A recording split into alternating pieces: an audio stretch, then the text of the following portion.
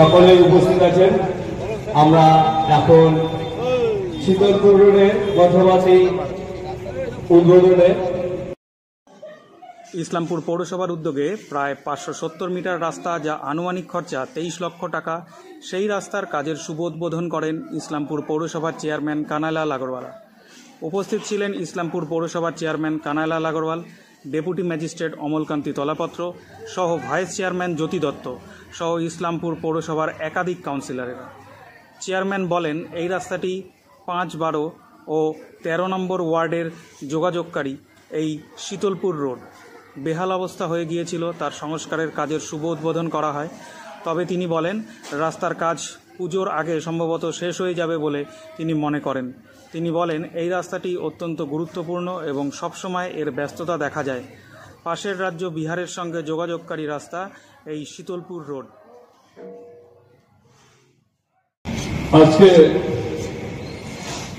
এখানে এই শীতলপুর রোড, একদিকে 5 নম্বর ওয়ার্ড, একদিকে 12 নম্বর, আর 5 আর 12 শেষ হবে, তারপরে শুরু হয়ে গেল 13 নম্বর। আজকে এখানে উদ্বোধনী একটা রাস্তা এবং ইলেকট্রিক পোলের একটা আমরা উদ্বোধনী একটা কর্মসূচি আমরা এখানে একটা রেখেছি। এখানে আমাদের ভাইস চেয়ারম্যানও আছেন, সব কাউন্সিলরগণও আছেন, ইও সাহেব আছেন, এফও সাহেব আছেন,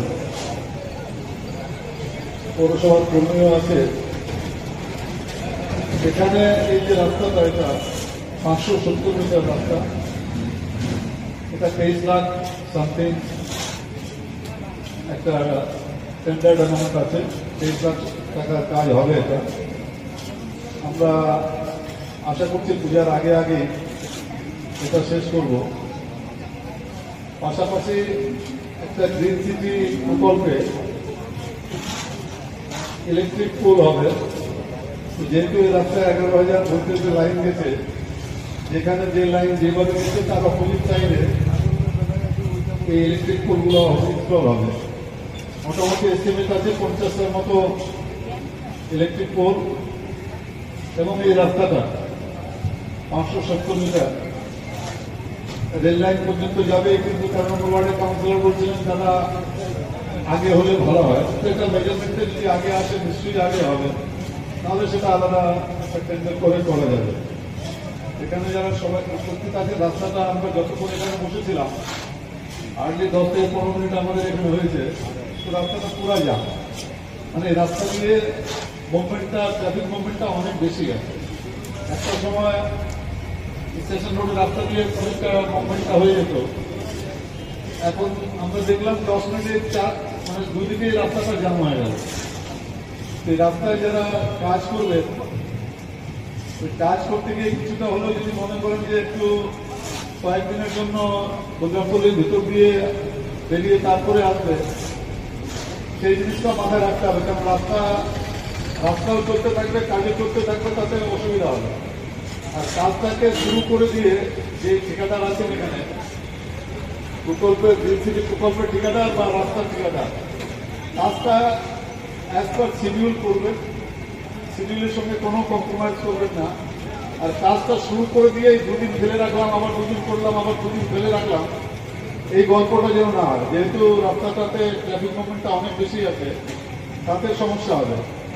তো যারা কাজটা নিয়েছেন তাদেরকে একটাই কথা বলবো যে অ্যাজ পার শিডিউল কাজ করুন এবং কাজটাকে স্পিডি করুন, কাজটা ফেলে রাখবেন না। কাজটা কেন, যেহেতু ট্রাফিক মুভমেন্ট বেশি, এই জন্য কাজটাকে ভালো করে কাজ করবে। কাজের ব্যাপারে যেন মানুষের কোনো কমপ্লেন না থাকে। আর যারা ইলেকট্রিক পোল যারা ইনস্টল করছেন তাদেরকেও বলবো, যেটা ওদের শিডিউল আছে যে 1 মিটার গর্ত করা, ওই 1 মিটার গর্ত করবেন, সেখানে কোথাও আপনি 2 ফুট করে দিলেন, কোথাও 2.5 ফুট করে দিলেন। পোল তো ঢালাই করলে দাঁড়িয়ে থাকবে, পোল তো পড়ে যাবে না। কিন্তু যদি নিচে নাতে ভবিষ্যতে কি হবে, পোলগুলো বেঁকে যাবে।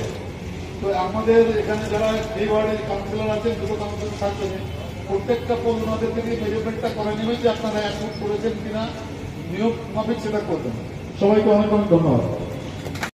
আমরা পৌরসভা থেকে লাইটটা আমরা উপরই পেয়েছি, এটা আমরা একটা চাহিদা ছিল না, কিন্তু চেয়ারম্যান সাহেব এটা নিজে উদ্যোগ নিয়ে আমাদের এই ওয়ার্ডে এটা দিয়েছেন। তার মানে যে পৌরসভায় কাজ হচ্ছে। আমাদের